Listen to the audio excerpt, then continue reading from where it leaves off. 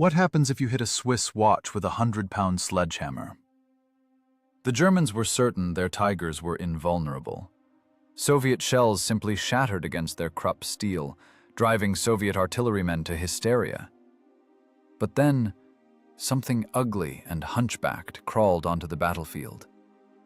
It didn't try to pierce the armor. It simply tore multi-ton turrets off their rings like corks from champagne bottles. This is the story of how Soviet engineers violated every law of physics and common sense to create a can opener with a caliber of 152 millimeters.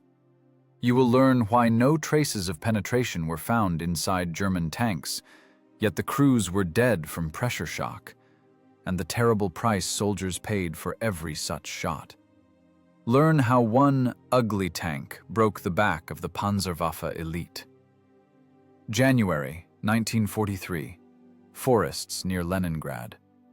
Here, in the area of the Sinyavino Heights, Soviet intelligence achieved the impossible. They captured not an informant, not staff maps, but a steel monster that German instructions ordered to be destroyed down to the last screw if threatened with capture.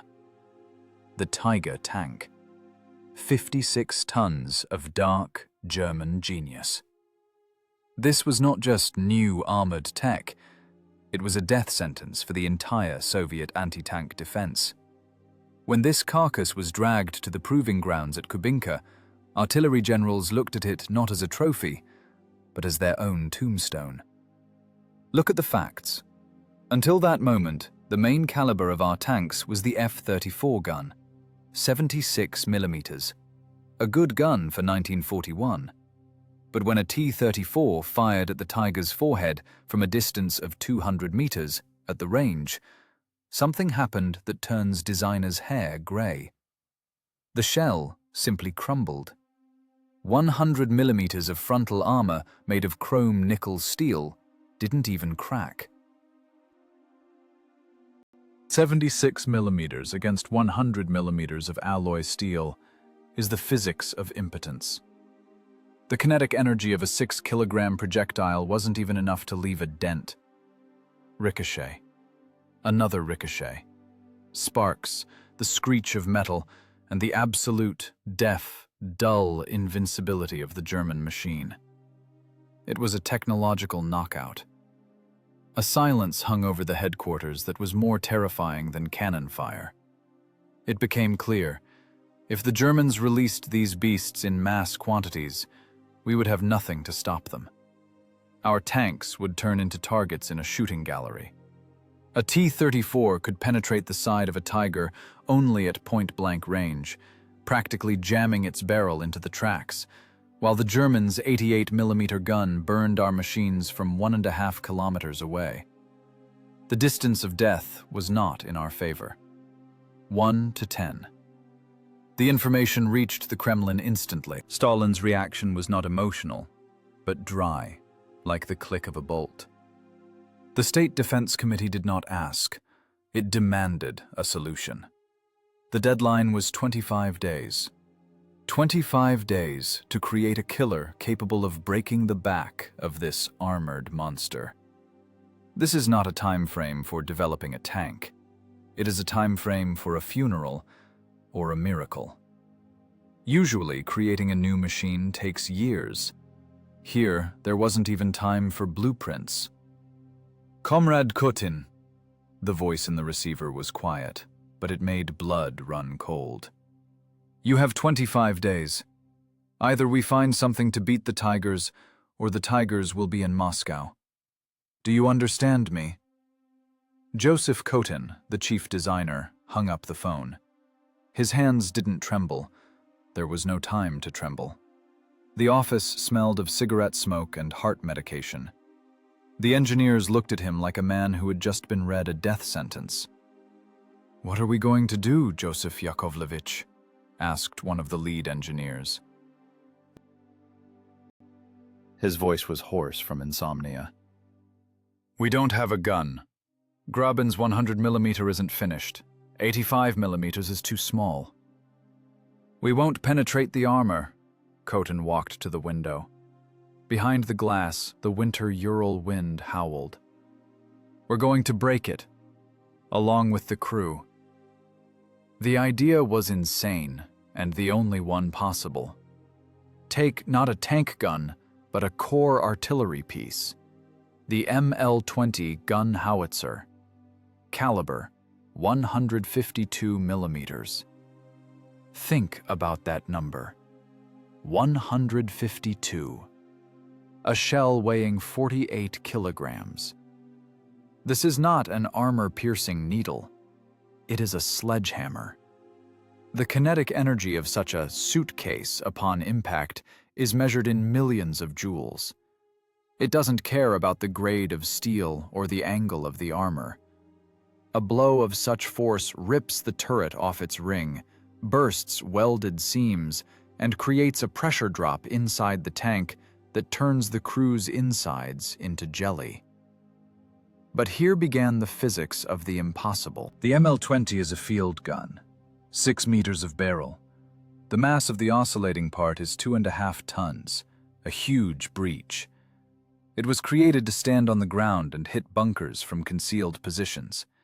Squeezing this behemoth into a tank casemate is like trying to shove a ship's mortar into a compact car. The recoil of this howitzer is such that it could flip a light tank. "Will the KV-1's chassis hold?" asked the chassis designer. "It has to," Khotin cut him off. "We have no choice. We take the Kliment Voroshilov, cut off the turret, install a casemate, and mount the howitzer there." "But there won't be any room left," someone objected. "The breech will take up half the fighting compartment. Where will the crew sit? On the gunner's lap?" "Let them sit on the shells for all I care. The main thing is that this thing shoots and hits." In the workshops of the Chelyabinsk-Kirov plant, the famous Tankograd, time compressed into a spring. People worked 18, 20 hours a day. This is not a figure of speech. It is a medical fact of exhaustion. They ate right at the machines. They slept in snatches, laying their heads on oily workbenches. The cold was brutal. The workshops were unheated, and the metal burned fingers even through mittens. But the fear of the tribunal, and the understanding that their brothers were burning at the front right now, drove people forward harder than any whip. Blueprints were drawn right on the spot. The method of high-speed design, that's what textbooks would call it later. Back then, it was called do or die. Engineers crawled over the mock-up with tape measures, trying to find millimeters of space so the barrel could lower and raise. The huge recoil mechanisms of the ML-20 pressed against the roof of the casemate. They had to cut hatches, change the geometry, and reshape armor plates on the fly. "It won't fit, Joseph Yakovlevich," shouted the assembly shop foreman, shouting over the roar of the crane. "The breech hits the transmission during recoil. If we fire, it'll blow the gearbox to hell." "Raise the casemate," Khotin commanded. "Move the gun forward. We'll catch the balance later. Right now, the main thing is to shove the unshovable." This wasn't just an engineering task. It was a struggle with weight and inertia. The heavy barrel outweighed the nose of the machine. They had to reinforce the front rollers and change the torsion bars. Every extra kilogram of armor counted. Make it too heavy, and the tank won't move. It will get stuck in the mud. Make it too light, and the crew will die from the first shell. They balanced on a razor's edge. The 25 days melted away. Day 5, sketch design. Day 10, wooden mock-up. Day 15, first metal. The workshops were filled with a roar that burst eardrums. Welding crackled continuously. The air was blue with smoke and scale. Workers fainted from hunger. They were dragged away, given boiling water, and they returned. Because they knew, there, near Kursk, the Germans were already loading trains with their Tigers and Panthers. And if this ugly, hunchbacked prototype under the index Object 236 didn't roll out of the factory gates in 10 days, The German steel would have to be stopped with infantry bodies. "Look at this," Khotin said, looking at the almost finished casemate. "This isn't a tank. It's a self-propelled carriage, a coffin on tracks." "But this coffin has an argument weighing 100 pounds, his assistant replied. "If it hits, it won't seem like a little thing." On January 24th, 1943, the first prototype was ready for rollout. It looked terrifying. Low, squat, with a disproportionately thick, short barrel, at the end of which gaped a slotted muzzle brake. It was not an elegant machine. It was a chunk of brute force cast in metal. No aesthetics, only the function of murder. Khotin walked around the machine. He slapped the cold armor of the casemate, 75 millimeters thick, with his palm. "Well, beast," he said quietly, "let's see if you can learn to bite." Ahead was the proving ground, and the first shot, which was to decide triumph or execution. The clock was ticking. Months remained until the Kursk bulge, but the fate of the battle was being decided right now, in these icy workshops, where people paid for every millimeter of caliber with blood and sweat. The ultimatum was expiring. Chelyabinsk, January 43. The thermometer reads -35. In such weather, birds freeze in mid-flight, falling onto the snow as icy lumps. But in the workshops of the Chelyabinsk Kirov plant, the laws of biology are repealed. There is no day or night here, only shifts that have merged into one endless gray streak. People work to exhaustion because metal does not wait. Metal demands blood and sweat. Production hell is not a metaphor. It is a hangar frozen to its concrete foundation where the air rings with tension.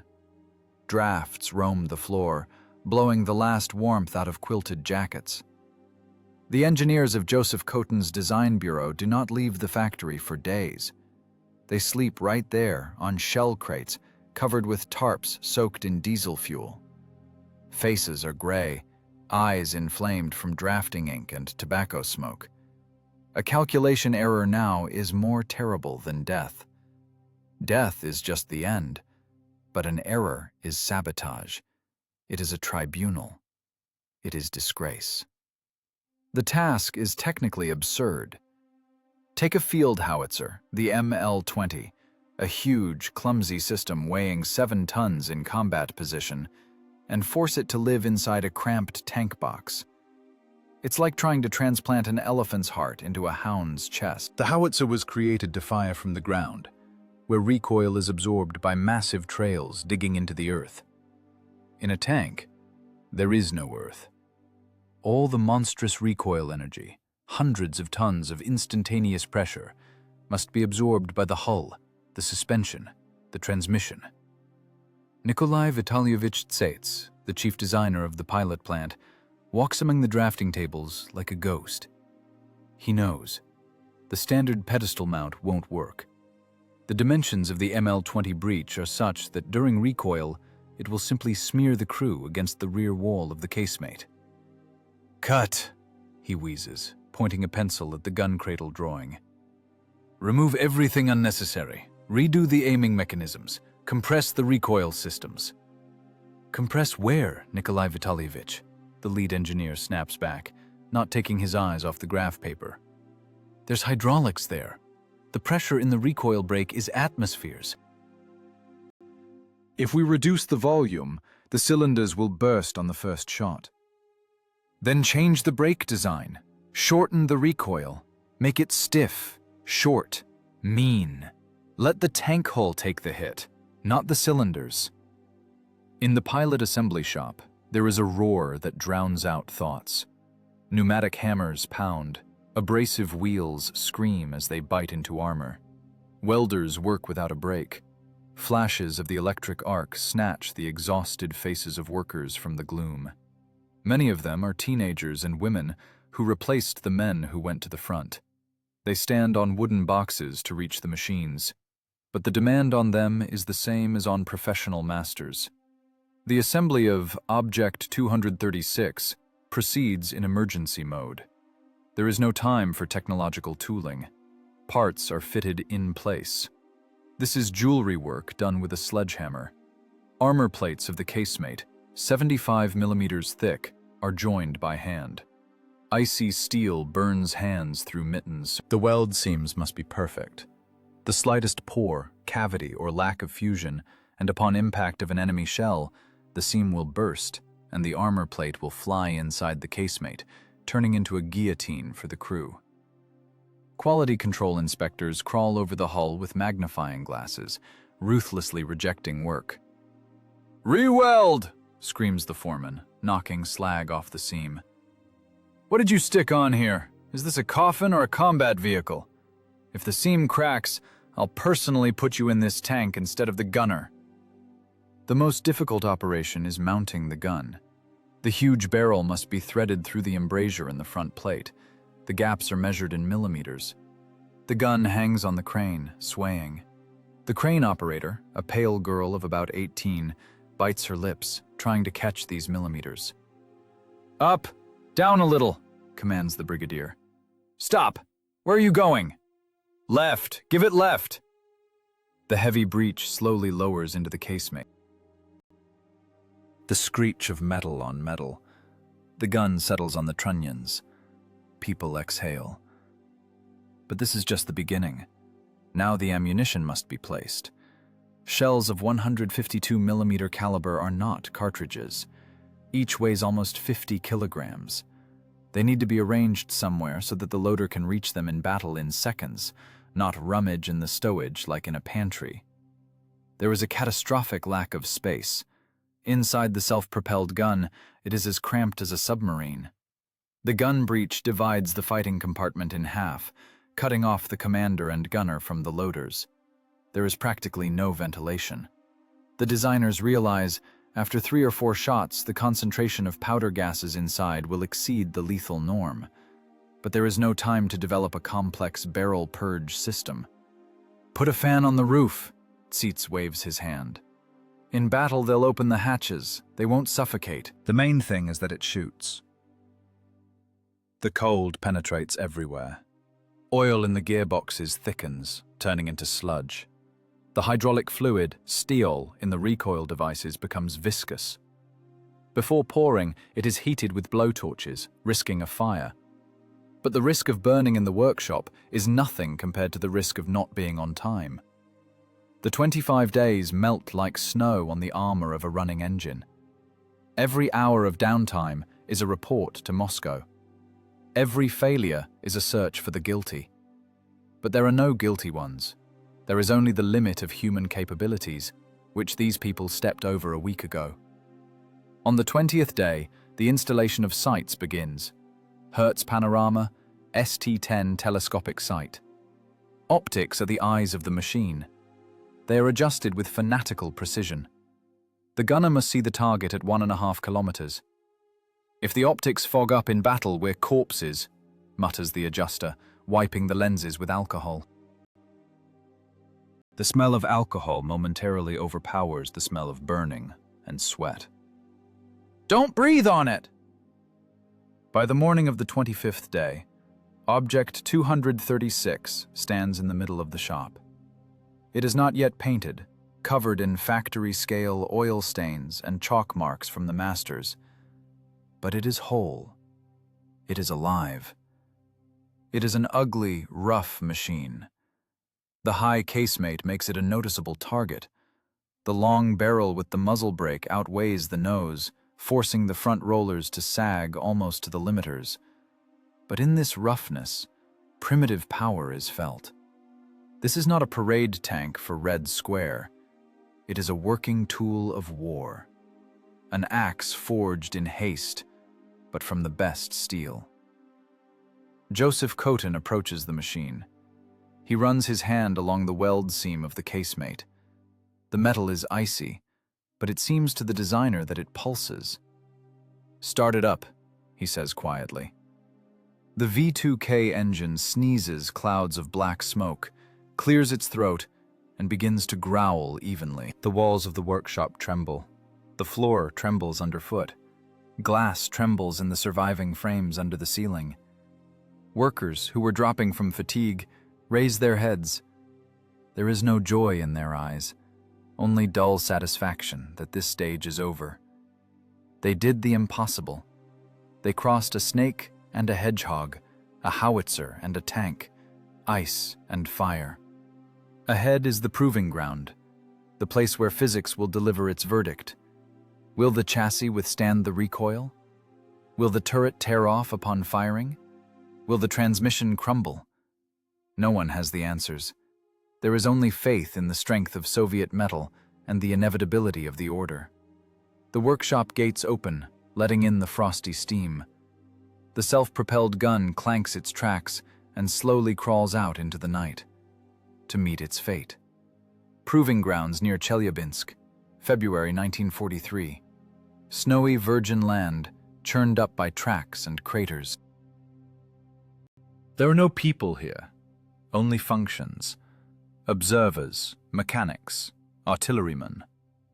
And there is Object 236. It stands at the starting position, looking like a prehistoric lizard lying in wait.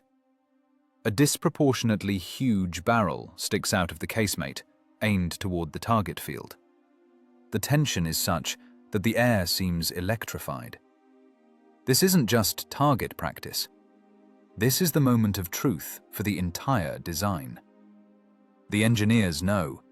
The calculated recoil force of the ML-20 howitzer reaches tens of tons.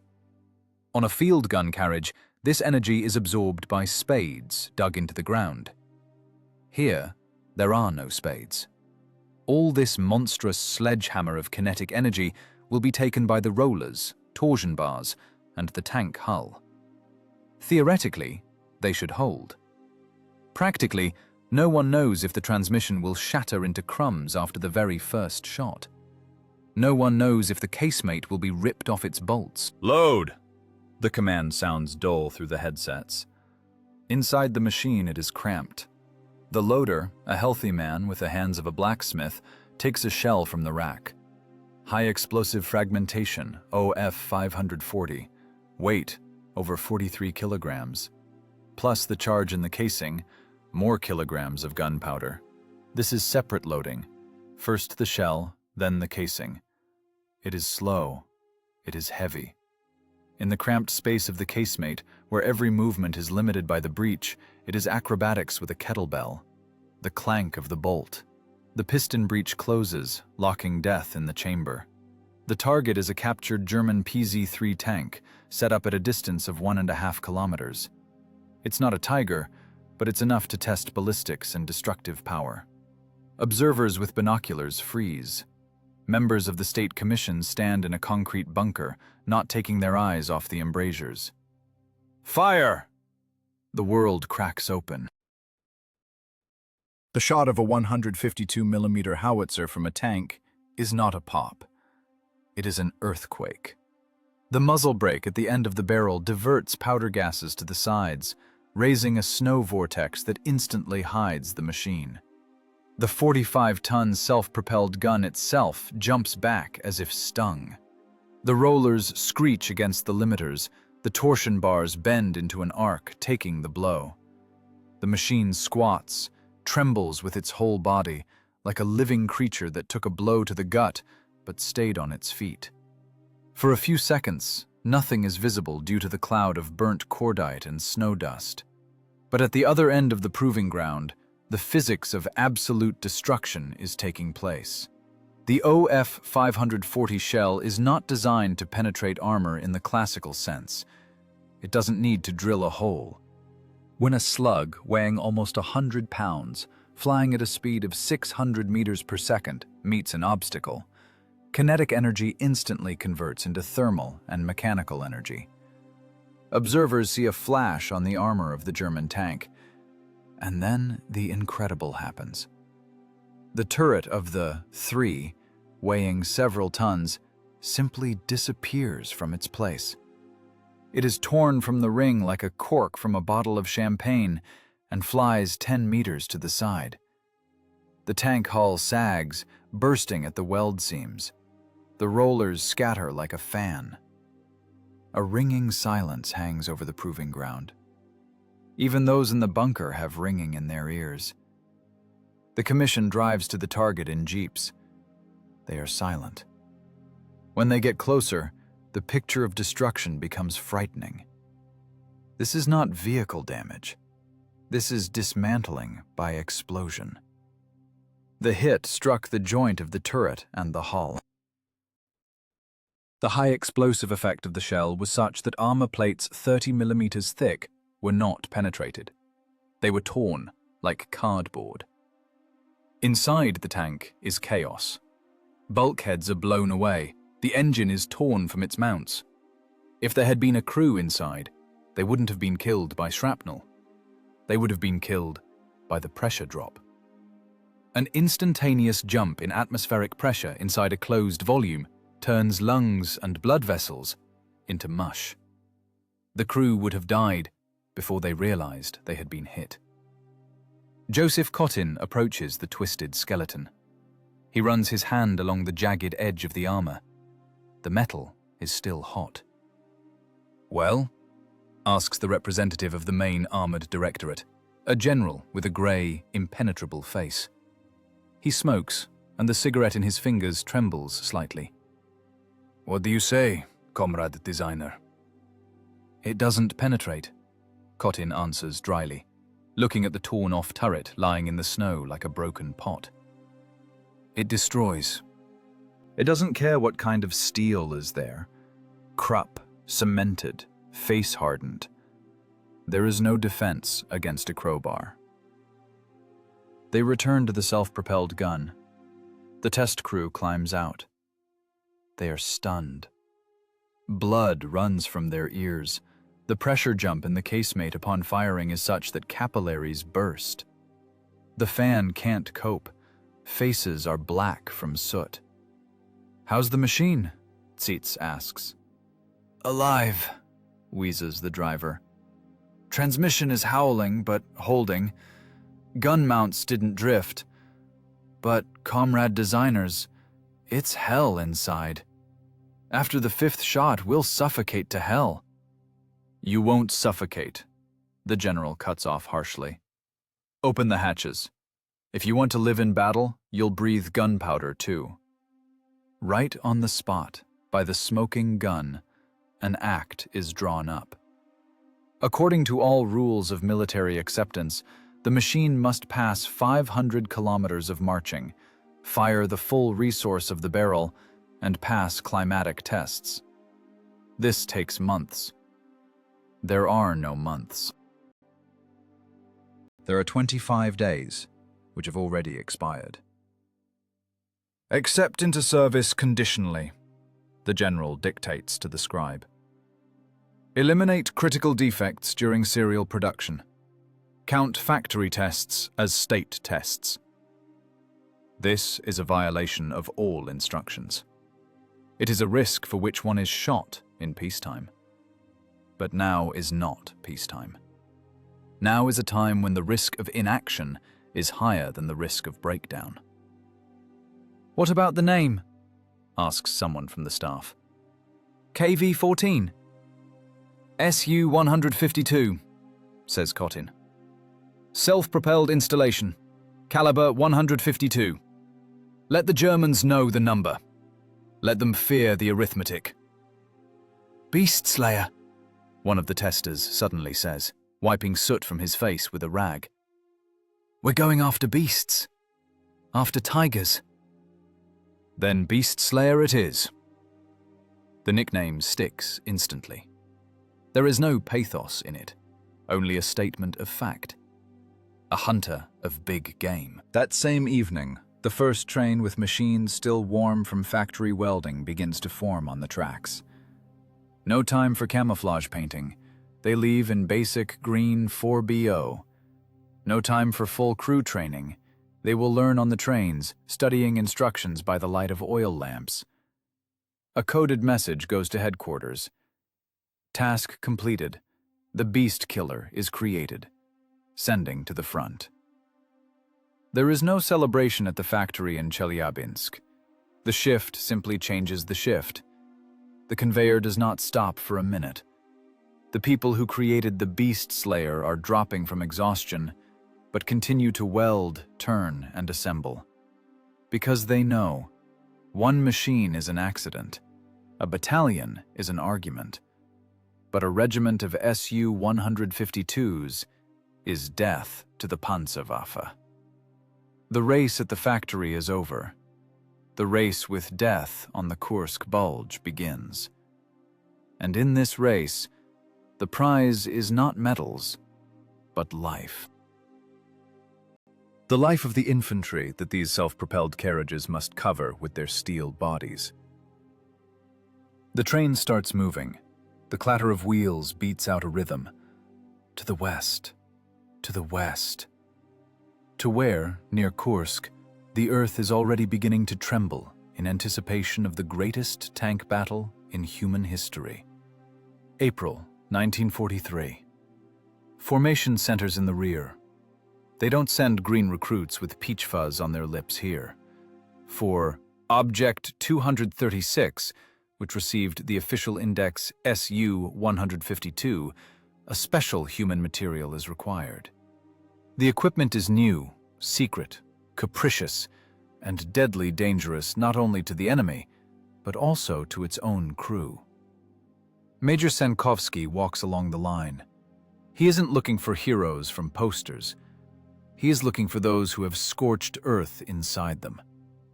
In the special-purpose self-propelled artillery, which was to become the only shield against the German tank fist, romantics did not survive. People were needed here who had already crossed the line of fear. People with broken destinies who had nothing to lose but their own hatred. The crew of a self-propelled gun is 5 people locked in a steel box without partitions. There is no division into turret and driving compartment as in a tank. Everyone breathes the same air.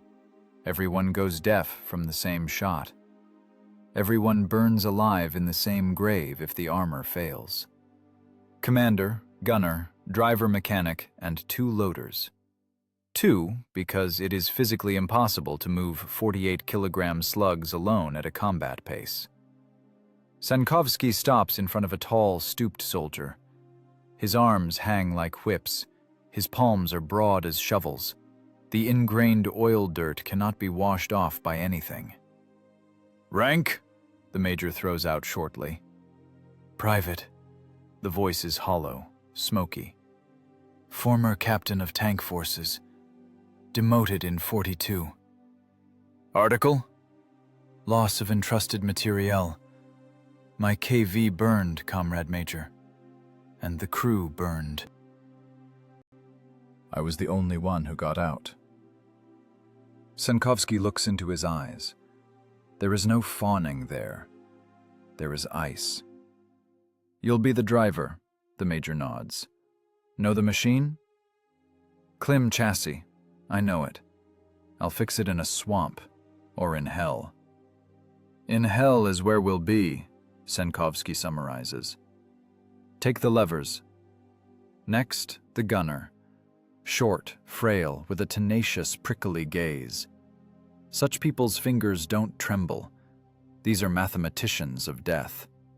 They don't need biceps. They need a sense of lead and the ability to coolly calculate angles when a 50-ton monster is rushing at you.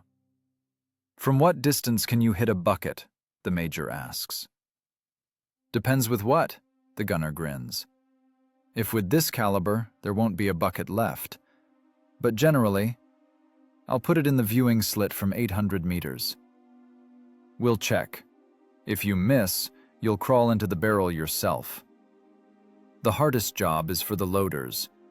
Physical mutants are selected here. People capable of lifting a cement bag's weight and shoving it into the breach while kneeling or bent double in cramped, stuffy conditions. Time after time. One of them is yesterday's convict, a penal soldier atoning with blood. A scar from cheekbone to ear on his face. Silent, gloomy. He asks no questions. He knows the price of freedom. It is either death or victory. The second is a Leningrader, a blockade survivor. It seems like a paradox. Where does a dystrophic get strength? But survivors of Leningrad have a wiry, terrible endurance. They survived hunger, which kills the will. Now their will is harder than Krupp's steel. He looks at the shells not as a burden, but as bread that needs to be fed to the German throat, so it chokes. "Listen up!" Sankovsky's voice sounds in the silence of the hangar, like the crack of a whip. "The machine is experimental. Armor is 75 millimeters. The front holds. The sides are cardboard. Visibility is 0. Ventilation is non-existent. After the third shot, we'll be puking from fumes, but we won't stop shooting. Your task is to turn into appendages of the breach, a mechanism. I think you do." He looks them over. "We are not tankers. We are suicide squads. They are betting on us when others have crapped their pants. The task is simple. 1 shot, 1 corpse. German. Questions?" "One question, Comrade Major." The penal loader wheezes, spitting on the ground. "Will they give us alcohol?" "Alcohol, after the battle. If you survive. Now, march into the casemate. We're learning to die correctly." Team coordination begins. This is not training. It is reflex conditioning. Inside the Su-152, it is as cramped as a coffin. The huge breech of the ML-20 howitzer takes up almost the entire space. To the left of the gun is the gunner. To the right is the commander. Behind are the loaders. The driver is in front, separated from the rest by the body of the gun. Communication is only via the tank intercom, which constantly wheezes. Or by kick. The commander kicks the driver in the left shoulder, turn left. In the right, right. On the helmet, stop. The very first attempt to load the gun shows the full horror of the upcoming work. The shell lies in the ammo rack on the floor or by the wall. It must be picked up, lifted, turned in the cramped space without hitting the commander or the mechanisms, placed in the tray, rammed home with a rammer with a characteristic clank. "Faster!" Sankovsky yells, timing them. "It's a Tiger. It won't wait. It will burn you in 8 seconds, and you're messing around for 20. The penal loader growls, tearing his nails on the metal of the casing. The weight of the shell tears at his back. Sweat floods his eyes. "Again!" commands the major. "Until your arms fall off." They work until they have bloody calluses, until darkness in their eyes. Shell into the barrel. Casing follows. Breech, slam. Shot, simulated. Recoil, extraction of the casing. Smoke. And again, load! In the brakes, they sit on the armor, smoking Makorka hand-rolled cigarettes that scratch the throat. Conversations are short, chopped. No one talks about home, wives, or children. It is taboo. Memories soften. Here, you need to be hard. "Heard the German has Zeiss optics?" asks the gunner, wiping the panorama with a rag. "Sees a fly from a kilometer away." "Let him look," replies the driver, wiping hands black with oil. "The main thing is that we see him first. And then Uncle Vasya," he nods at the howitzer barrel, "will explain the party policy to him." "Uncle Vasya is a weighty argument," the blockade survivor grins. "Heavier than a blockade ration." They grind against each other not as friends, but as gears in a gearbox. They learn to understand each other without words. By a sigh, by a movement of the shoulder, by the smell of fear. Sankovsky sees. A single organism is beginning to be forged from this rabble. Hard, mean, professional. The commander knows what they don't. Intelligence reports a concentration of German forces near Kursk and Orel. The entire steel might of the Reich is gathering there. Hundreds of panthers, tigers, Ferdinands. It won't be a battle. It will be a meat grinder, in which metal will burn like paper. And these 5 in their angular, hastily tailored machine are the only ones who can stop this wave. In the evening, before the train departs, Sankovsky gathers the crew. Listen to the combat order. We're going to Kursk. The task is to knock out the German beast's fangs. We work from ambushes. Open fire distance. Lethal. From 500 meters. Closer, death. Further, a lottery. Hit for sure. He pauses. I don't promise you we'll come back, but I promise we'll take as many krauts with us as will fit in hell. To the vehicles. Hatches clang. Heavy lids slam shut, cutting the crew off from the outside world. Now their world is the gloom of the fighting compartment, the smell of diesel, gun oil, and male sweat. Ahead is the unknown. Ahead is Ponnery Station, Prokhorovka, the fiery arc. Ahead is an exam administered by death itself. And you can only pass it with an excellent. There will be no retakes. The engine roars, throwing out clouds of blue smoke. The self-propelled gun jerks and crawls onto the railway platform. The people inside it no longer have names. They are the crew. They are part of the Beast Slayer. They are ready to kill. June 1943. Rear proving grounds of the Central Front. The sun stands at the zenith, heating the armor to the temperature of an iron. Inside the self-propelled gun's casemate, the thermometer shows plus 50 degrees Celsius. The air is thick as jelly. It smells of diesel, overheated oil, and male sweat that doesn't have time to dry, soaking tunics through. Here, in this steel box, the alchemy of war takes place. 5 different people are melted into a single mechanism of murder. Training is not shooting at targets. Shooting is a holiday. Training is the hard labor of the loader. Try lifting a cement bag weighing 50 kilograms. Now imagine that this bag is made of smooth steel, slippery with grease. You need to lift it from the floor, in a cramped space where you can't stand up straight, turn it in your arms without hitting the commander and aiming mechanisms, and insert it into the gun breech with jeweler's precision. And then, without pause, grab a 10-kilogram casing with the charge and ram it in right after. And you need to do this in 20 seconds, or better, 15. Faster!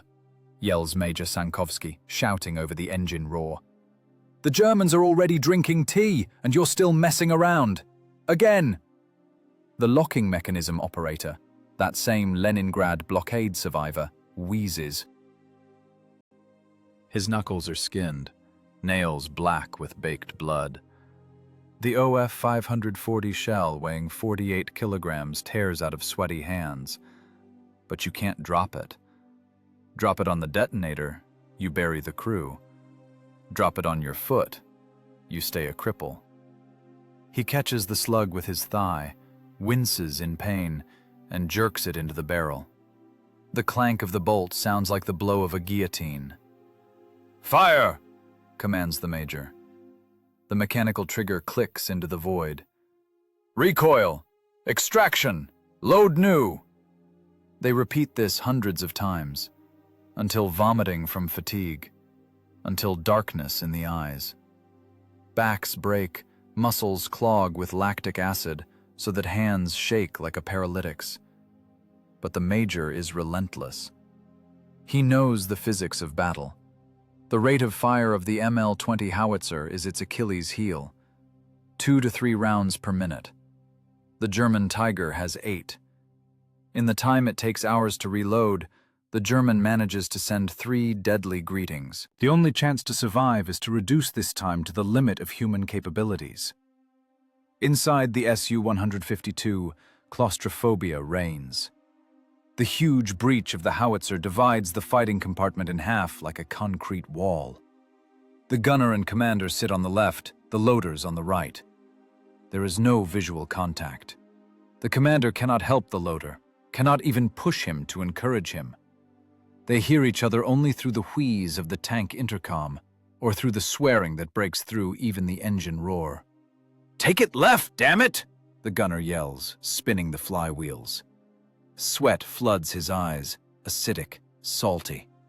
No time to wipe. "Mechanic, turn!" The driver in front, in his well, pulls the friction clutch. The multi-ton machine jerks with its whole body, knocking the loader off his feet. He falls, hitting his shoulder on the breech, curses, but doesn't let go of the shell. "Hold the horizon!" commands Sankovsky. We're not at a dance. These are no longer people. They are functions. The gunner is the eye. The commander is the brain. The loaders are pistons. The driver is the legs. If one element fails, the whole system dies. Closer to July, training stops. An order comes for redeployment. Everything is done in strictest secrecy. The Germans know the Russians are preparing a defense, but they shouldn't know about the beast slayers. These machines are Rokossovsky's ace in the hole. Marches are only at night. During the day, equipment hides in forest belts, covered with camouflage nets and branches, so that from 5 meters you can't distinguish the outlines. Night. Dust stands in a column, so thick you can chew it. A column of heavy, self-propelled guns moves without headlights. Drivers guide the machines by touch, orienting by the white patch on the stern of the self-propelled gun ahead, or by the silhouette of the traffic controller flickering in the darkness, like a pale ghost. The rumble of tracks drowns out the sounds of the night forest. The earth trembles under the weight of hundreds of tons of steel. People inside the machines choke on dust packing into noses, ears, lungs. No respirators. They wrap oily rags around their faces. Eyes are inflamed and red like rabbits. They want to sleep desperately, but they can't. A stopped column is a jam. A jam is a target for German aviation in the morning. "Don't sleep!" Sankovsky kicks the driver in the shoulder. "Fall asleep! We go into the ditch!" "Not sleeping, Commander," he rasps, gripping the levers with whitened fingers. "Just blinking slowly." By dawn, they reach the designated area, the northern face of the Kursk bulge, Ponyry station area. Here, according to intelligence, the main blow will be struck. The terrain is open, steppe cut by ravines, an ideal table for tank billiards. The first thing the crews do after the exhausting march is not fall asleep, but grab shovels. A self-propelled gun is an ambush predator. It needs a trench, a caponier. To dig a shelter for a 45-ton behemoth by hand, with sapper shovels, in earth dry as stone. "Dig, guys," says the penal loader, spitting on his palms. "The deeper we burrow, the longer we live." They dig the earth with the frenzy of the doomed. They throw soil, camouflage the parapet with sod. The machine must become invisible, merge with the landscape. Only the barrel and the panoramic sight should stick out. By July 4th, the positions are ready. The silence over the steppe is unnatural, cotton-like. Birds don't sing. Even the grasshoppers seem to have fallen silent. This is the silence before the storm. The crew sits on the armor, looking west. There, over the horizon, the engines of thousands of German tanks purr. Tigers and panthers act warming up their engines there. There, in German headquarters, the maps of Operation Citadel are already laid out. Sankovsky takes out a pouch, rolls a cigarette. His hands are calm. "Well," he says quietly, blowing a stream of smoke. "Guests are at the doorstep. Let's meet them." Inside the machine, the ammunition loads are already lying. 20 shells. 20 deaths in steel cases. Oil checked. Tanks full. The crew has bonded with the metal so much that it seems diesel flows in their veins instead of blood. There is no more fear. There is only cold, heavy expectation of work. Dirty, bloody, necessary work. Hours remain until hell begins. July 5th, 1943, 5:30 in the morning. Northern face of the Kursk bulge. The Earth ceases to be a solid support. It turns into a membrane vibrating in time with the work of thousands of diesel and gasoline engines. The horizon disappears.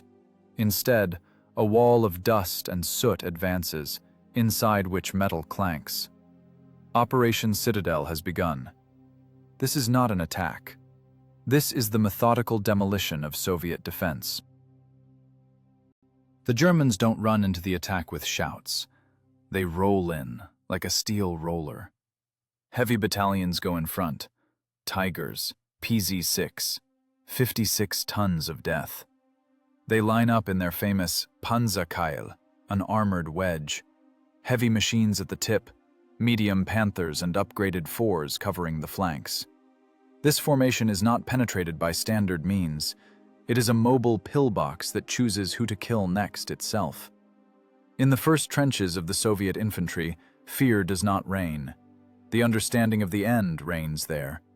Infantryman Ivan, pressed into the bottom of the trench, feels the trembling of the earth with his back, stomach, teeth.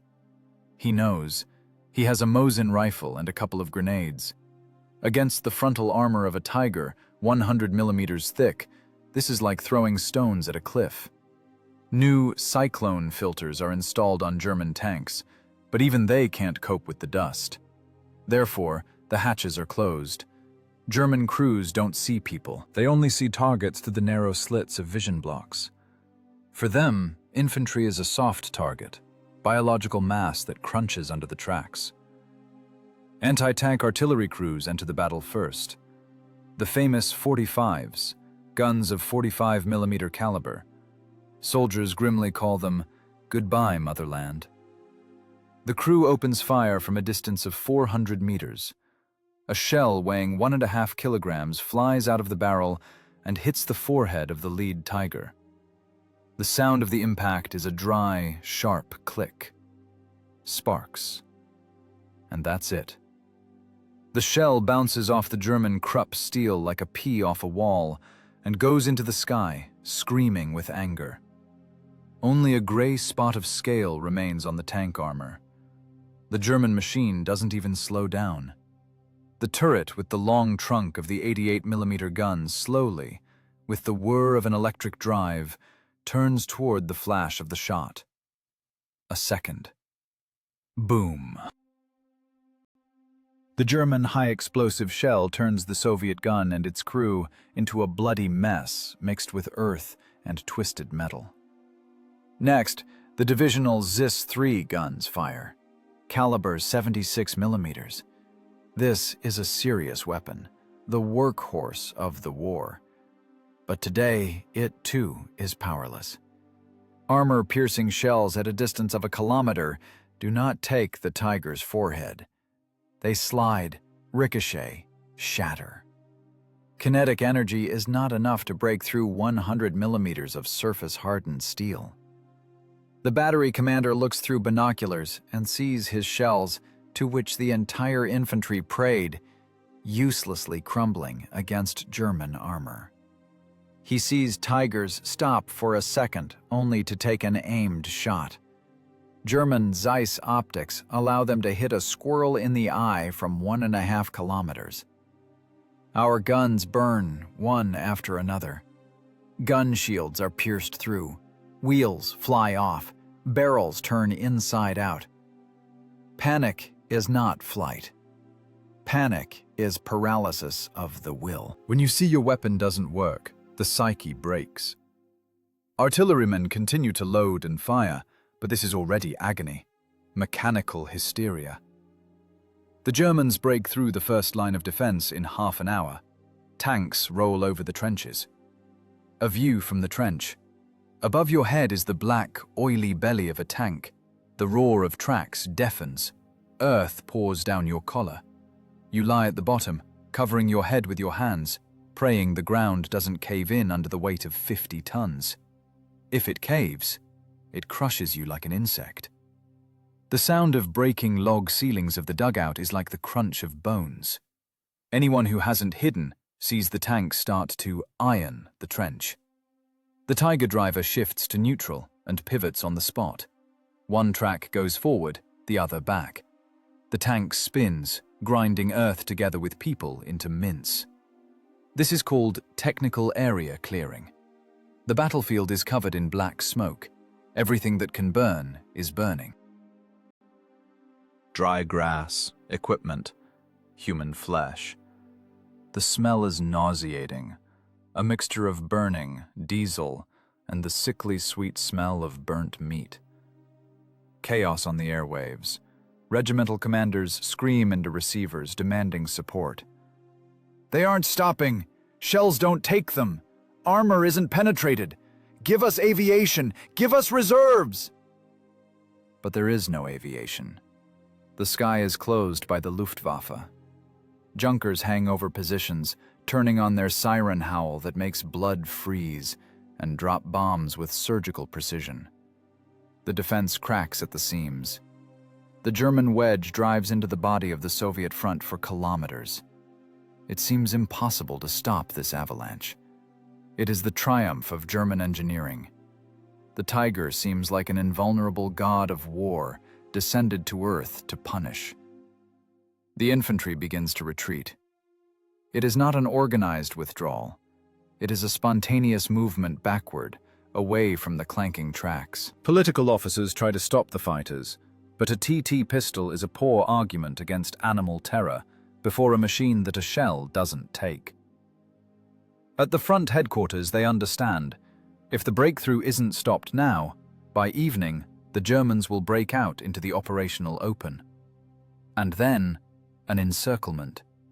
Then a repetition of 1941. An argument is needed. An ace is needed. Brute, cruel force is needed, capable of breaking this ideal German machine. The moment of truth arrives. The commander gives the order to commit the special reserve. In the forest belt, camouflaged with branches and nets, those same ugly, hunchbacked machines wait for their hour. The crews of the Su-152s hear the approaching roar of battle. They hear the German artillery working, the roar of Tiger engines. Major Sankovsky in his casemate puts on his headset. His face is black with dust, but his eyes are calm. He sees through the periscope how German tanks, confident in their impunity, crawl along the crest of the hill. Sides to him. They don't see the ambush. They think Russian artillery is suppressed. Inside the self-propelled gun, the air is scorching. The loader is already holding a 48-kilogram high-explosive shell in his arms. "Well, Krauts," whispers the gunner, turning the vertical aiming flywheel. "Now we'll test your Krupp steel for rupture." This is no longer a battle. It is an execution. The German Panzerkeil rolls into the kill zone. Distance, 700 meters. Ideal for killing. Artillery lost, infantry crushed. Now it's the beast slayer's turn to speak. History freezes for a second before the 152 caliber says its weighty word. The commander of the lead Tiger feels like a god. His machine has just crushed a Soviet anti-tank gun, along with the crew under its tracks. He sees burning hulks of T-34s through the vision block. Russian shells drum on his frontal armor, leaving only scratches. This is the intoxicating feeling of absolute invulnerability. He opens the hatch of the commander's cupola to better survey the battlefield. Around is smoke, burning, and the panic of retreating Soviet infantry. It seems to him that this steel stroll to Kursk will be an easy hunt, but he doesn't see what is happening 600 meters ahead, in the dense bushes on the slope of a nameless height. There, covered by a camouflage net, Major Sankovsky's Su-152 froze. Inside the self-propelled gun, there is silence, broken only by the heavy breathing of men and the rustle of aiming flywheels. The gunner is glued to the panoramic eyepiece. His world has narrowed to the crosshairs of the sight and the black silhouette of the German tank growing with every second. The gunner's hands are dry and steady. He doesn't think that if he misses, in 10 seconds an 88mm German shell will turn them all into ash. He is solving a trigonometric problem. Lead, distance, target speed. Distance 600. The major's voice in the headphones sounds like gravel grinding. No armor piercing, high explosive. In the forehead. In the forehead, the gunner responds. The crosshairs catch the joint of the Tiger's turret and hull. This is the most vulnerable spot. If you hit there with a sledgehammer weighing almost 100 pounds, the tank's geometry will cease to exist. Seconds stretch into eternity. The German tank crawls, swaying its barrel. It is looking for a victim. It doesn't know that the victim is itself. Fire! The gunner presses the trigger. At that moment, the end of the world arrives inside the Su-152. The shot of the ML-20 howitzer in a closed volume is a physiological blow. The air instantly compresses, hitting eardrums with the force of a boxer's fist. Dust from the floor flies up, momentarily blinding the crew. The huge breech flies back, clanking steel on steel, ejecting the smoking casing. The 45-ton self-propelled gun squats on its rear rollers. The earth groans under the tracks. The OF-540 shell, 48 kilograms of TNT and steel, flies out of the barrel at the speed of sound. It needs less than a second to cover 600 meters. In that second, the German commander might notice a flash in the bushes, but his brain doesn't have time to issue a command. Impact. This is not penetration. This is annihilation. A high-explosive shell of such caliber doesn't drill armor. It transmits a monstrous impulse of kinetic energy to the target. The blow lands right on the Tiger's turret ring. The 100mm armor holds, but the weld seams burst with a screech that drowns out the roar of battle. Bolts are sheared off like a knife through butter. The Tiger's turret, weighing 8 tons, is torn from its place. It flies into the air, tumbling like a toy part thrown by a capricious child. The body of the German commander flies out of the open hatch, already dead, broken by the overload. The turret falls 10 meters from the hull, burying its barrel in the ground. The tank hull itself flattens. Inside the machine, an instantaneous pressure jump of hundreds of atmospheres occurs. The crew does not die from shrapnel. They are killed by barotrauma. Lungs rupture, eyes flow out, internal organs turn into bloody mush. They die instantly, without even understanding that their invincible fortress is destroyed. Something strange happens on the battlefield. The German attack, a perfectly tuned mechanism, stumbles. Other Tiger crews see it. They see their flagship, invulnerable a second ago, turned into a pile of smoking scrap metal without a turret. It is a shock. It is the collapse of a worldview. They are used to Russian shells bouncing off, but here, it's as if the devil himself hit the tank with a giant hammer. The Tigers stop. Tracks scrape the earth. The machines back up. Animal fear penetrates through the armor. The myth of Panzerwaffe immortality dissipated with one shot. Inside the beast slayer, no one rejoices. It is hell there. "Ears!" yells the loader, clutching his head. A thin stream of blood flows from his nose. He hears nothing, only ringing. Major Sankovsky sees the result of the shot through the periscope. Burning hulk, torn off turret. "Done," he wheezes. No emotions, only cold recording of fact. "Mechanic, short forward. Changing position. Load!" The self-propelled gun jerks off the spot, escaping possible return fire. The blockade survivor loader, staggering from concussion, is already pulling the next shell. His hands tremble, but his body remembers the movements. Shell in the tray. Rammer. Clank. Casing. Bolt clank. "Left 30, commands the major. "I see a second one." The second Tiger begins to frantically turn its turret toward the bushes where death came from. But the long barrel of the German gun turns slowly. Too slowly. "Come on, darling, come on," whispers the gunner, wiping sweat with his sleeve, mixing it with soot. "You won't get away." Another shot. Another blow to the ears that makes eyes go dark. Again the clank of the casing on the floor. The second German tank takes a hit in the side. The armor there is thinner, 80 millimeters. The shell smashes through it like cardboard and explodes inside. The explosion of 48 kilograms of ammunition inside a closed space tears the machine to pieces. The turret isn't torn off, it simply falls inside the hull, which swells like a barrel and bursts at the seams. A column of fire and black smoke rises to the height of a 5-story building. Detonation of the ammo rack. Panic in the German tanker's airwaves. "Achtung, schwarzer Tod!" someone screams. "These aren't tanks. It's large caliber. Pull back." The attack chokes. The formation breaks. Tigers and Panthers, having lost leaders, begin to fire back randomly and back away under the cover of their infantry chains. Inside the Su-152 casemate, there is a thick, acrid fog from powder gases. The fan can't cope.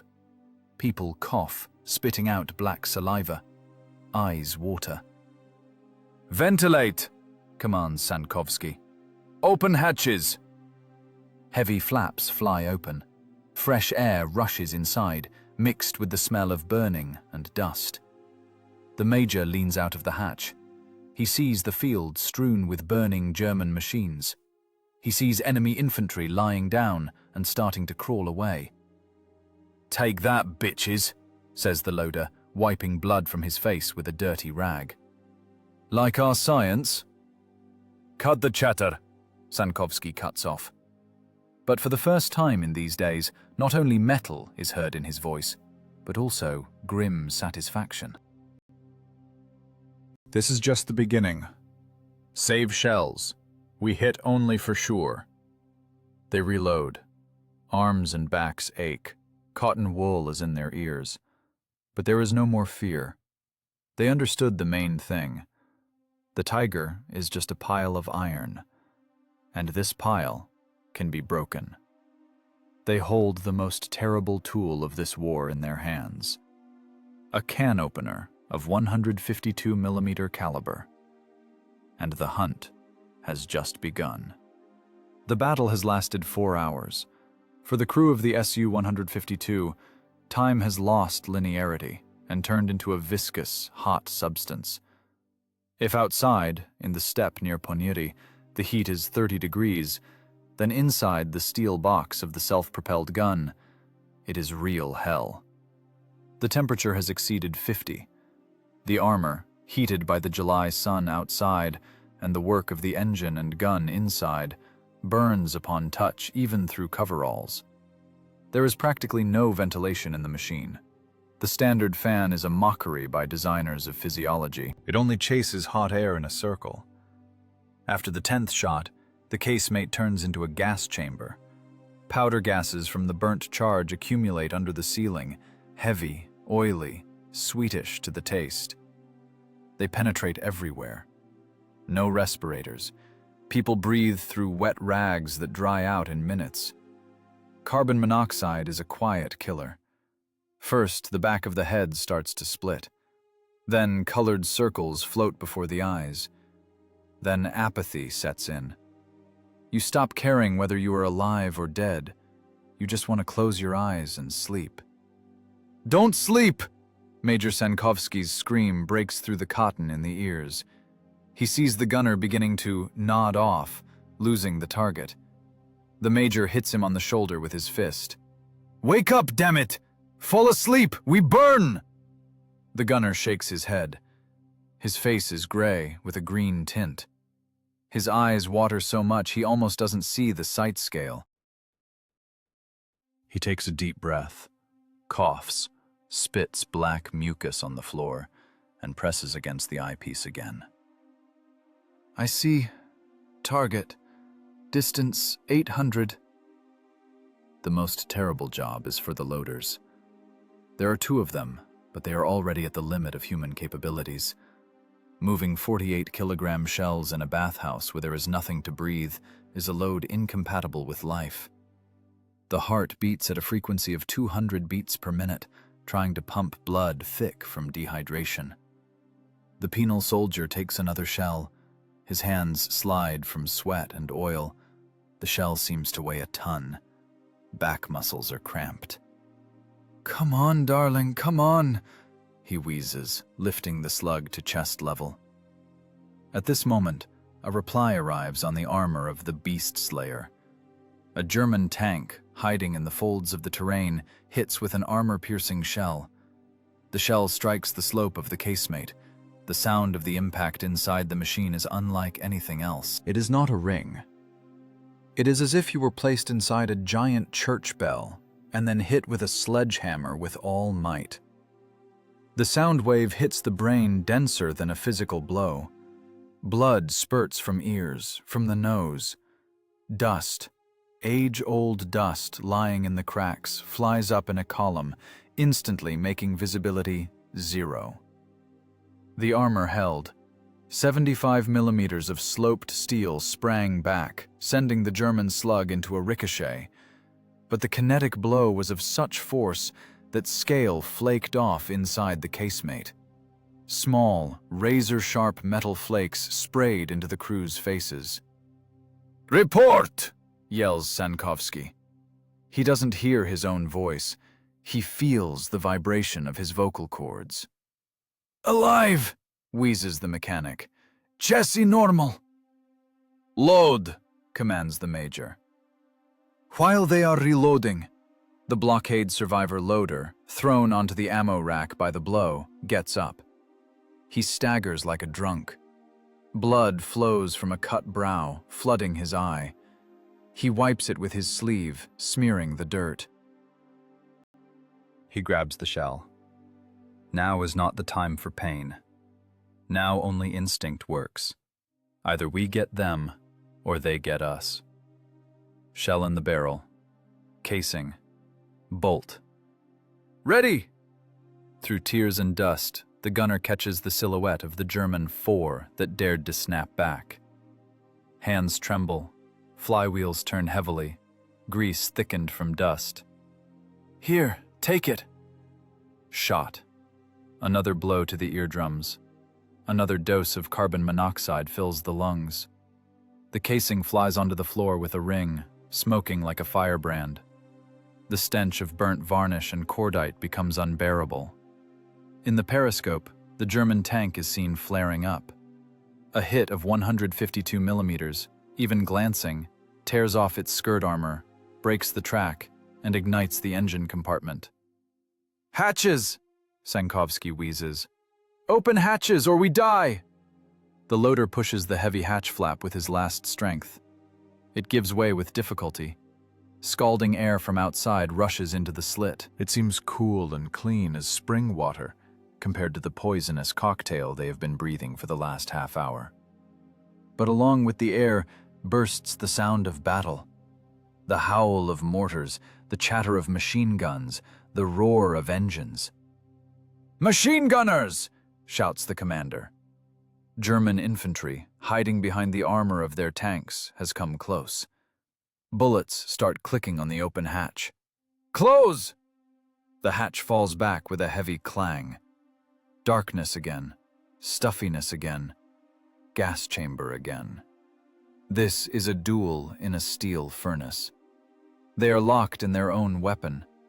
Water in the canteens has heated to the state of tea, but there is no time to drink it. A sip of warm, metallic-tasting water only increases thirst. Tongue sticks to the palate.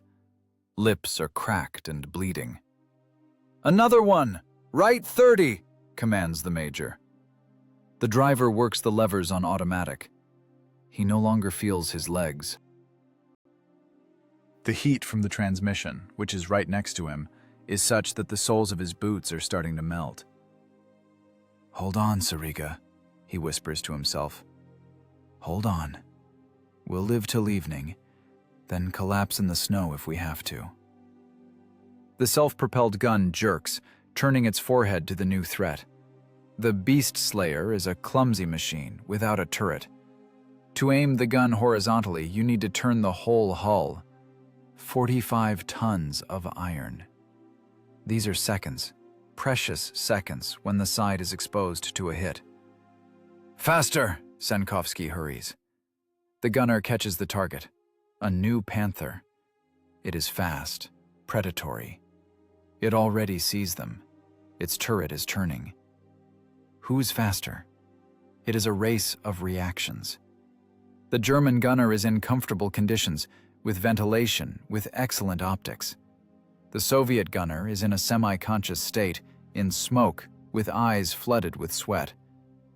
But the Soviet gunner has rage, and a caliber that forgives aiming errors but does not forgive hits. Fire! The roar of the howitzer drowns out everything. The Panther doesn't make it. The HE shell hits under the turret, exploding the ammo rack. The turret of the German Cat flies aside like a hat in a strong wind. Inside the Su-152, people settle to the floor. Pause. A second's respite. "Water," wheezes the loader. Sankovsky hands him a canteen. The commander's hands shake. He looks at his people. These are no longer people. These are shadows. Faces black with soot, on which only the whites of eyes and teeth show white. Tunics have turned white from the salt that came out. But the machine is alive. And they are alive. "We'll fight some more," says the major, taking the canteen back. There is a little left at the bottom. "Load." The battle is not over. The sun still hangs over the steppe, heating the armor. German waves roll in one after another, and this steel coffin with a howitzer is the only breakwater against which the German tide crashes. Here, in this stifling, stinking darkness, victory is forged. Not with slogans, but with hands worn to blood and a will harder than any metal.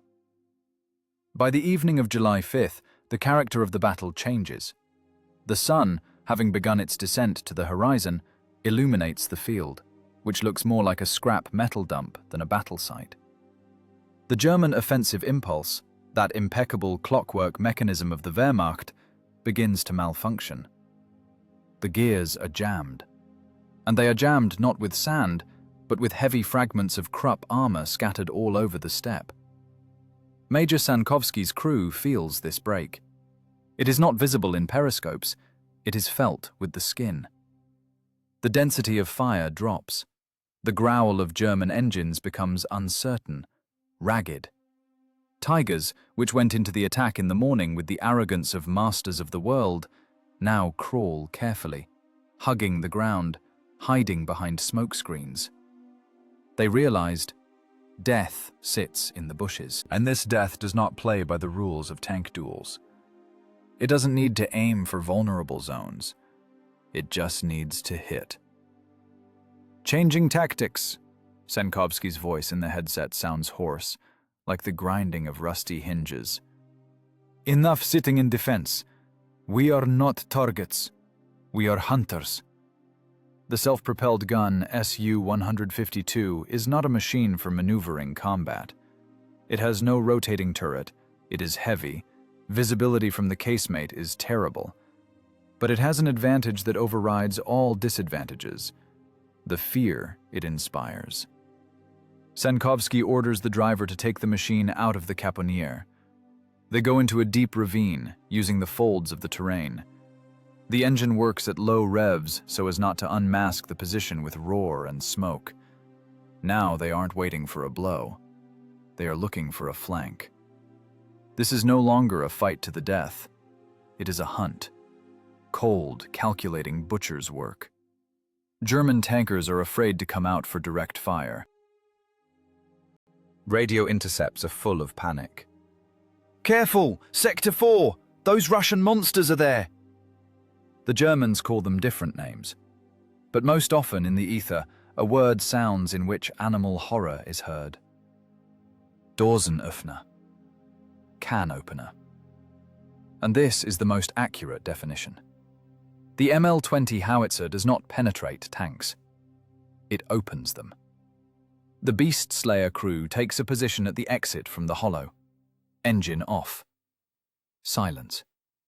Only ringing in concussed ears and the crackle of cooling metal. The gunner, wiping inflamed eyes, looks into the panorama. "Here they come," he whispers. A group of 3 German PZ-4 tanks tries to bypass Soviet positions from the flank. They are moving broadside to the ambush.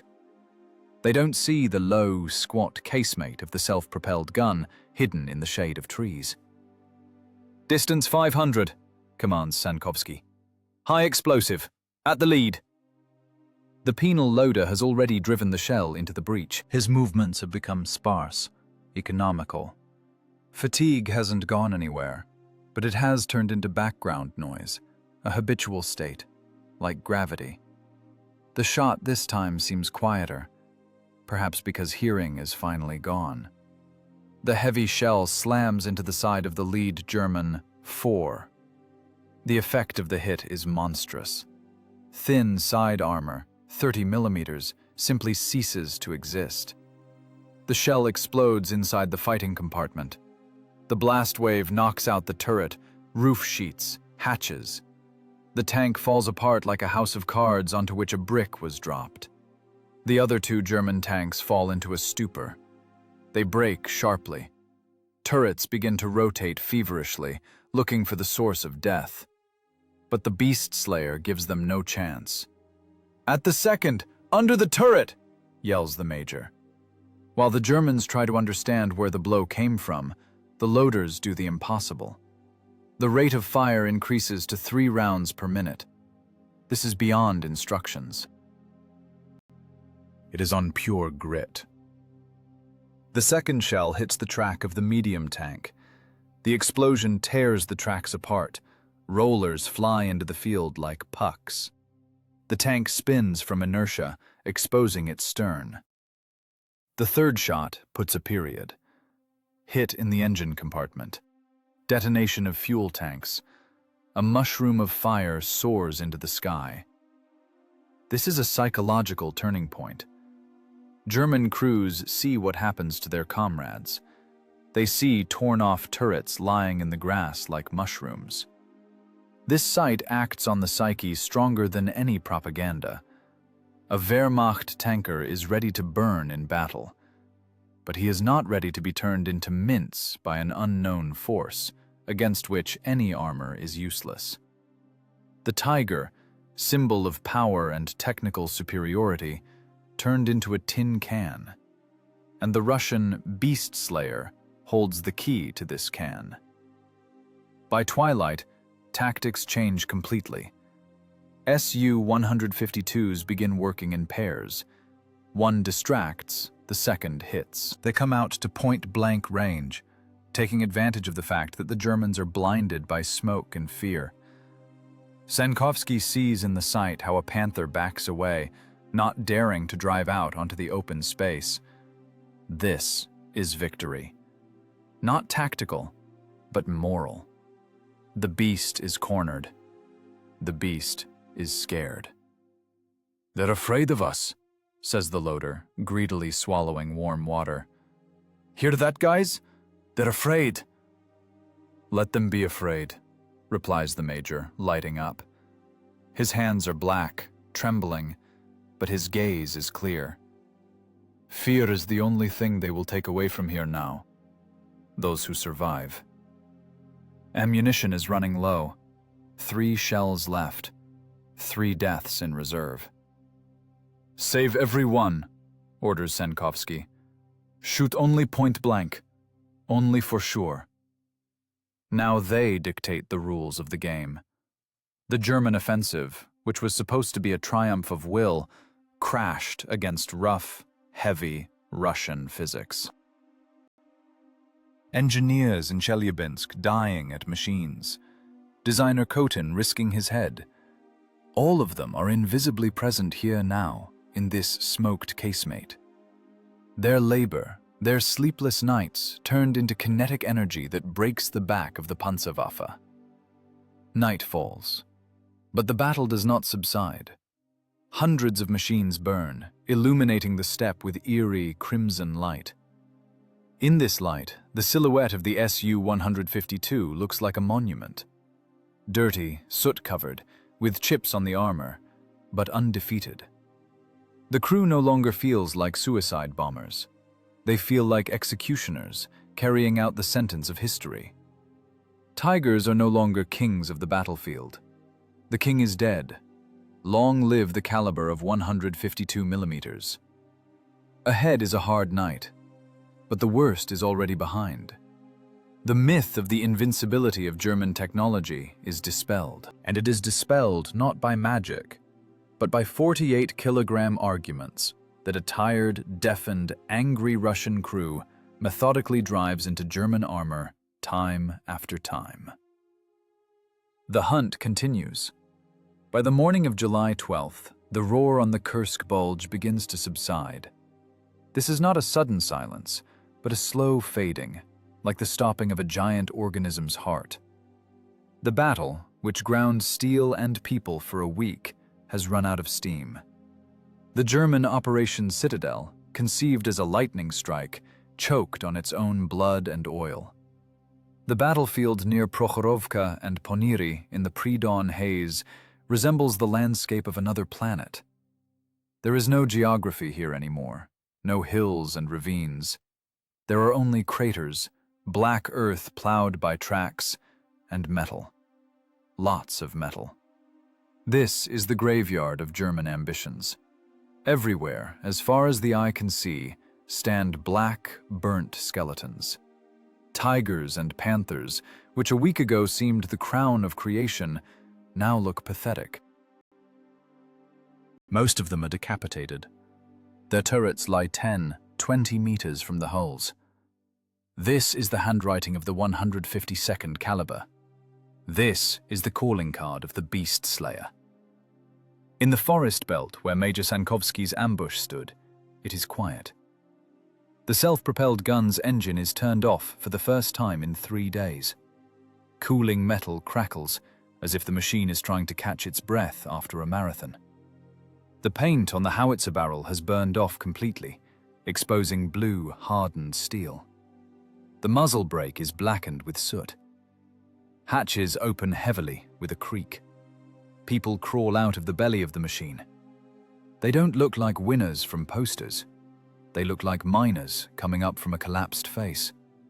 Faces black from ingrained soot, on which white spots stand out only eyes and teeth. Coveralls are soaked in sweat, diesel, and powder fumes so much that they stand stiff. Major Sankovsky descends to the ground. Legs won't hold. He sits right on the grass, leaning his back against the track. Hands tremble with a fine, nasty tremor that is impossible to stop. He takes out a cigarette, but the match breaks in his fingers. A second, a third. The loader, staggering, brings a lighter. They are silent. Speaking is pointless. They can't hear anything anyway. Barotrauma is an occupational disease of Su-152 crews. A continuous, monotonous ringing stands in the ears, blocking out all sounds of the world. They see lips moving, but hear only this ringing. Hearing will return in a week, maybe, but the ringing will remain forever. The blockade survivor loader looks at his hands. The skin on his palms is stripped to the meat against casings and mechanisms. He feels no pain. The adrenaline that kept them toned all these days is gone, leaving behind emptiness and leaden fatigue. He simply lies on the ground, spreading his arms, and looks at the sky. The sky is gray, covered with smoke, but bombs are no longer falling from there. The driver mechanic walks around the machine. He strokes the armor like a living creature. On the front plate, there are 3 deep dents from German slugs, as if someone poked plasticine with a finger. The armor held. Ural metal, welded in the cold workshops of Chelyabinsk by hungry teenagers, turned out to be stronger than Krupp steel. "You held out, darling," he whispers, though he doesn't hear himself. "You pulled us through." They look at the field before them. It is a picture of the apocalypse. Dozens of destroyed German machines. This is not just a victory in battle. It is the collapse of a myth. The myth of the invincibility of the German menagerie died here, in this step. The Germans bet on technical perfection, on complex optics, on thick armor, on crew comfort. They built an ideal cuckoo clock. The Russians answered with brute force. They built a sledgehammer. Designer Joseph Coton, engineers, workers. They solved the equation with death in 25 days. They squeezed a naval caliber into a cramped casemate, sacrificing everything: comfort, visibility, ventilation. But they gave the soldier an argument that cannot be ignored. When the Front Headquarters Commission drives out onto the battlefield, generals can't believe their eyes for a long time. They approach the skeleton of a tiger with a torn-off turret and the side torn along the seam like rotten fabric. "What hit it?" asks a general, touching the torn edge of the armor. 152, Sankovsky, who walked up, answers hoarsely. He is still shouting because he can't hear himself. "High explosive." The general looks at the self-propelled gun standing in the bushes. Dirty, angular, looking like a huge steel coffin. Then he shifts his gaze to the German ruins. "Beasts," he shakes his head. "Real beasts." "Beast Slayer," the major corrects him. "We don't train them. We kill them." From this day on, the machine gets a name. Not an index, but a proper name that will go down in history. Beast Slayer. This nickname will become a synonym for a sentence for German tankers. Fear of Russian self-propelled guns will change Panzerwaffe tactics. They will never feel safe again. Not in Tigers, not in Panthers, not in future King Tigers. Because they know, somewhere in the bushes, a camouflaged casemate with the dark pupil of a 150mm gun might be waiting, which doesn't give a damn about the thickness of their armor. The crew takes out canteens. The alcohol is warm, nasty, but it burns the throat, returning the feeling of life. They are alive. This is the main miracle. Statistically, the life of a self-propelled gunner in such a battle is calculated in minutes. They lived an eternity. They look at each other. There is no joy in their eyes. There is the heavy wisdom of people who looked into the furnace of hell and spat into it. They have become different. War burned everything superfluous out of them, leaving only a framework of duty and hatred. Ahead are 2 more years of war. Ahead are the Dnieper, Poland, Königsberg, Berlin. These machines will have to break the concrete bunkers of the Mannerheim Line and turn city blocks of German cities into dust. But the backbone of the Nazi war machine was broken right here. Not by aviation, not by allies, but by this rough, heavy wedge driven into German armor by Soviet engineers and tankers. Major Sankovsky finishes smoking. He throws the butt into the dust and grinds it with his boot. "Start up," he commands. "There's still a lot of work." The engine sneezes, throwing out a cloud of black smoke, and begins to hum evenly. The earth shudders again, but now it is a tremor not of fear, but of submission to power. The self-propelled gun turns around, clanking tracks, and slowly crawls west, following the trail of the retreating enemy. The sun rises over the battlefield, illuminating the twisted metal. But this metal is no longer scary. It is just scrap. History has been rewritten by caliber 152 millimeters, and the period in this chapter is set bold, heavy, and final.